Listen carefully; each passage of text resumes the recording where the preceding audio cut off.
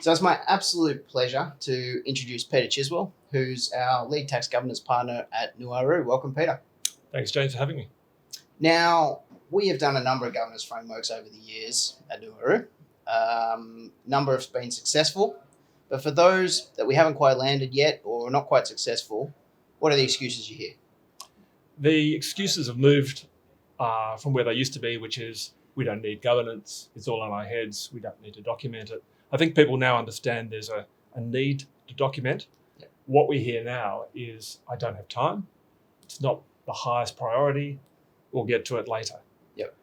So a lot of people are hassling you. I'm CFO, I've heard it, I've given you my excuses, but in reality, what's the risk to me not having one? Look, it's not a legal requirement to have a governance framework in place, but it is a strong recommendation from the ATO. And essentially, that might as well be a legal requirement. Pretty much it is, yeah. I mean, the ATO expect you to have one. Yep. And the expectation is that, strategically, they've set things up so that they rate taxpayers when they review them as part of their program to determine whether there is justified trust with the taxpayer. Right. So if you don't have governance, you won't get a rating past one. They've set that up quite strategically so that the boards are brought into this conversation and they will be asking the question, why are we only at a level one? Okay. Because if you have a level one, you're going to get a lot more scrutiny a lot more frequently than if you have moved further up the line. Right. So they're going to grade you. Yeah. Board needs to be aware. But I've got my piece of paper. I've done my duty. I've ticked my not quite legal requirement, but I have one. Am I good? No, you're not good. It's not going to get you there just to have a governance framework that sits on a shelf, doesn't do anything. You've got to be able to produce evidence that you're living the governance and it's operationally effective.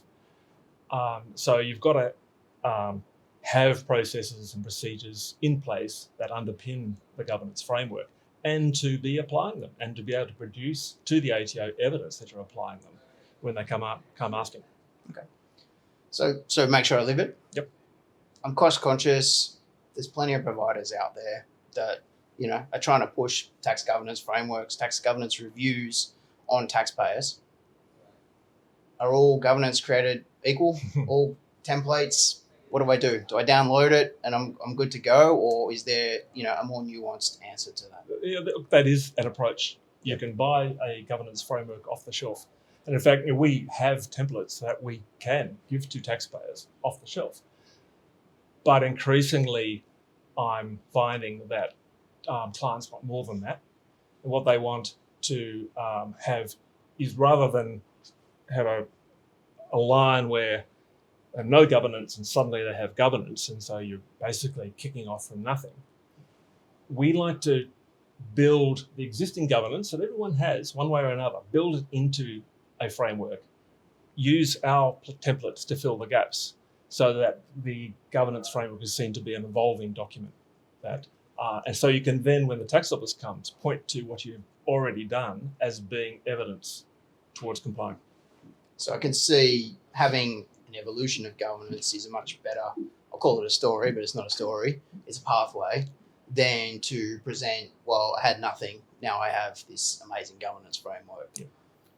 So we've talked about an evolution and living your governance framework. We talk a little bit, and I've spoken about Nuwaru's edge before. Other than filling the gaps, evolving the governance framework with a taxpayer, why would I pick Nuwaru over anyone else? Look, we have done so many of these frameworks now that we have a deep experience in implementing them. We're also very cost effective, which I think is important. I mean, it's for a CFO, that is a very key. Yep, key brass issue. tax always plays a role. Yeah, yep. And we've also got the edge in that so many of us, you and I and others within the team, have been heads of tax inside corporates. We understand how the internal machines work. We know how to implement a framework within an organisation so that it is effective and that people buy it and are prepared to live it. Yeah, I think that's key. And if I look at myself, And my clients, selling a client shelfware is absolutely useless, right? It's got to be something that they can take, that they can own, that they can live, and that they actually feel is theirs. Because that's the other worst part with all of this is you give someone something, it might be brilliant, it might have all the bells and whistles, it might look amazing, but if it doesn't feel like theirs and it doesn't feel like they own it, and the only way to really help a client, own and feel like it is theirs is to have sat on the other seat, on the other side, and worked in-house, and therefore bring those skills to the table when you develop these governance frameworks. Right. And I presume that's what you're talking about. That is exactly what I'm talking about, yes. Spot on. All right. I very much appreciate your time, Peter. Thanks. Thank you for your time.